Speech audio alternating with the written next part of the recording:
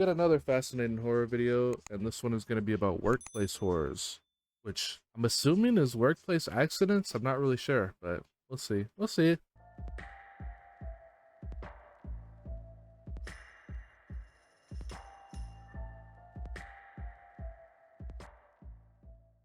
On the 25th of January 1979, Robert Nicholas Williams reported to work as usual at the Ford Motor Company's casting center in Michigan.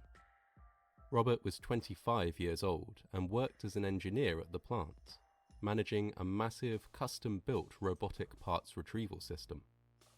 The system was 5 stories tall and consisted of a series of powered carts and robotic arms that could quickly retrieve parts from and return parts to a vast array of high-density shelving units. Oh, wow.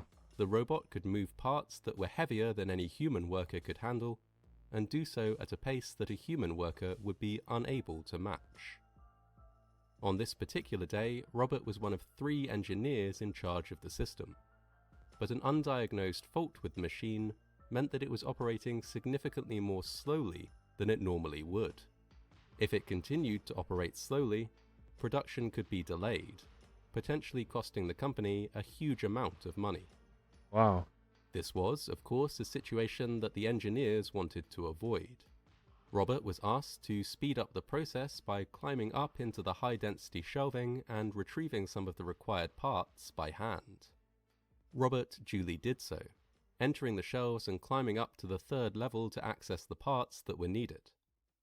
As he did so, the robot retrieval system was still in operation, moving rapidly and silently elsewhere in the maze of shelves.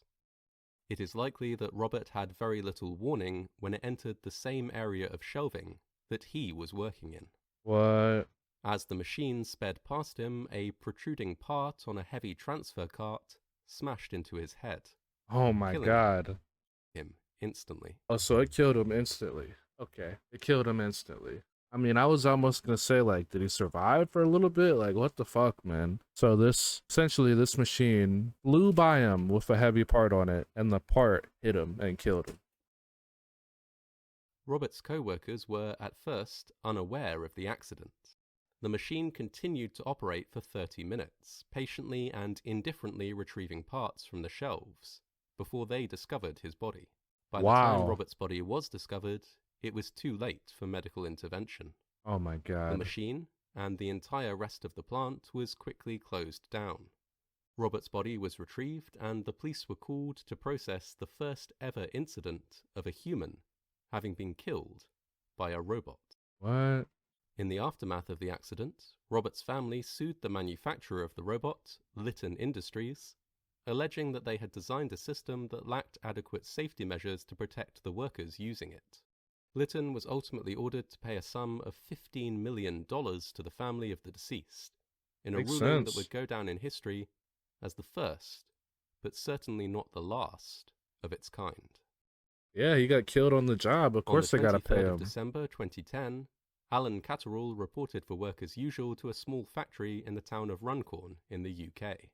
Oh, this is 2 days before Christmas, 2010? Okay, and this is in the UK. So they probably have slightly different laws, but I mean, yeah, I don't know. I mean, I would assume that the labor laws might be a little bit better, but I mean, I don't know. Because the laws regarding like how businesses can conduct themselves with ethics and stuff like that, I know that's way different in the UK. It's actually a lot tighter, The factory supposedly. was owned by Piranha Moldings, a company that made molded plastic kayaks. Alan, 54 years old at the time, was a supervisor and had worked at the factory for a number of years. One task he would be undertaking that day concerned the maintenance of a kiln, or industrial oven. The kiln was of a bespoke design and was used to bake molded plastic parts. It had a number of design features to make it more efficient, including a design feature that would automatically shut and lock the doors when the kiln was switched on. The kiln used a huge amount of energy to reach temperatures of 280 degrees Celsius or Wow. 536 degrees Fahrenheit. So Oh shit. ensuring that the doors were shut whenever it was switched on saved a significant amount of electricity. Cleaning up the kiln was a common day-to-day task within the factory. Workers had to remove spilled blobs of melted plastic from the inside of the machine. and it was a task that some workers were especially wary of. There had been 2 previous incidents involving the kiln. One where a worker was inside cleaning the oven when the doors began to close, and another when a worker was carrying out repairs underneath the oven when it was switched on. What? In both cases, the workers involved escaped without injury.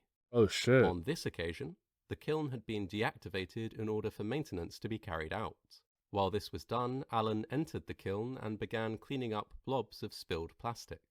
As soon as the maintenance was completed, another worker, who happened to be Alan's son-in-law, approached the control panel of the kiln. From the control panel, there was no clear line of sight to the kiln, and so this worker could not see that Alan was inside. Oh He fuck. switched it on, causing the doors to shut and lock, sealing Alan inside.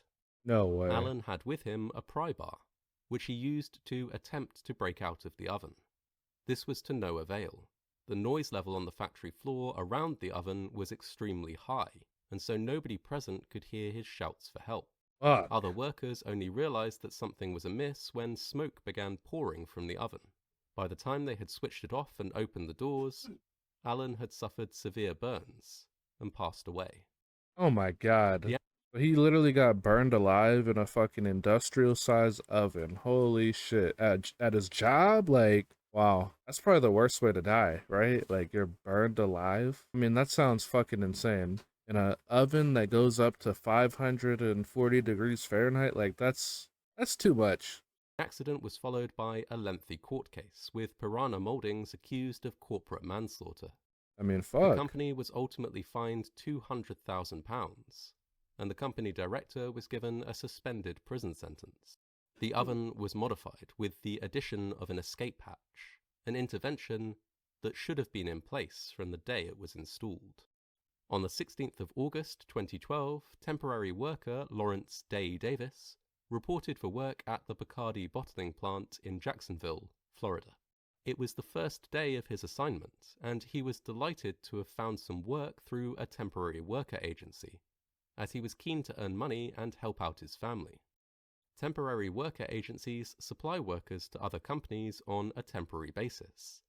Typically, this means that workers can be brought on to meet demand, working for a few hours or days as needed. The agency takes care of the administrative side of their employment, saving the company they perform the work for time and money, I and see. providing them with a more adaptable, flexible labor force. Lawrence reported to the Bacardi bottling plant and was issued with a high-visibility vest. Wait, this is the Bacardi factory? Like Bacardi the liquor? I think that's what he said, and they said it was in Florida. Huh, we'll see. On arrival at the plant, he was given a 15-minute training session. After this brief Oh, yep. introduction to the factory was completed, Lawrence was sent out on the floor, initially to work on the bottling line. After less than an hour in this role, however, Lawrence was sent across the factory floor to help clean up after a machine malfunction. A number of glass bottles had spilled from a palletizing machine and smashed on the concrete floor below.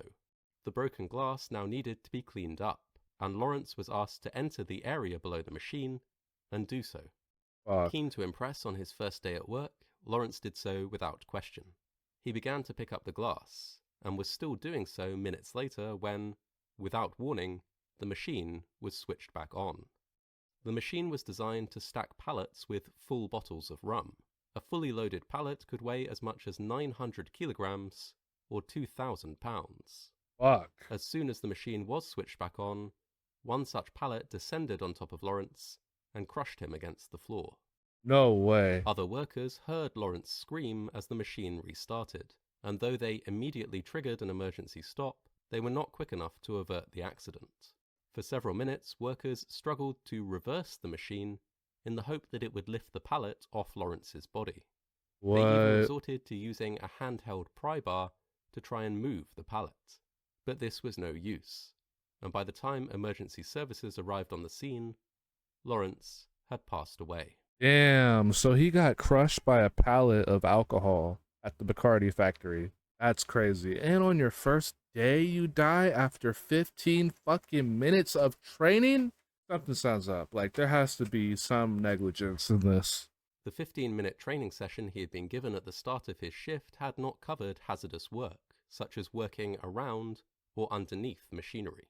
Given that it was his first day and that he was a temporary worker, Lawrence had deferred to the expertise of the permanent workers at the plant and had died within 90 minutes of beginning his shift as a Fuck. result. 90 minutes on the job and you're In dead. each of these cases, multiple failings contributed to the death of a worker in horrendous circumstances. One particular safety measure might have prevented all three.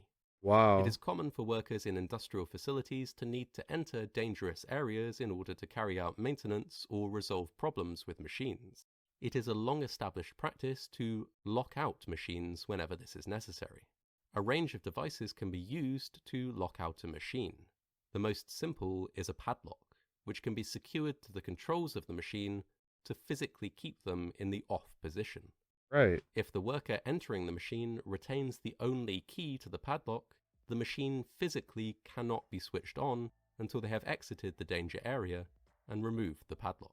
Systems have been developed to allow workers, even multiple workers, to lock out almost any machine that they might have to work with in a given facility. However, for one reason or another, the ability to lock out a machine is not always used. Sometimes machines are not locked out to save time, sometimes because the worker does not know or has not been trained to understand this process, or sometimes because it is believed that it is not necessary to do so. In each case, and in so many workplace accidents, a simple system of locks and tags could be the difference between life and death for workers in dangerous situations. Right. But this simple system can only make a meaningful difference when and if it is actually used. Fuck. Yeah, I mean, I think in each of those examples, yeah, the company is responsible 100%. I mean, man, in each one of those examples, there was something that was very dangerous that didn't have that system in place to where it wouldn't be as dangerous. I mean, come on, man. If just you locking the machine off so that only you can turn it back on, and then you go do what you have to do, if that's saving lives, what are we doing, man? I mean, that's not hard at all. But again, fascinating horror. They killed it, man. They killed it. That was workplace horrors, workplace accidents, or deaths. Man, company's fault, definitely. No way around it.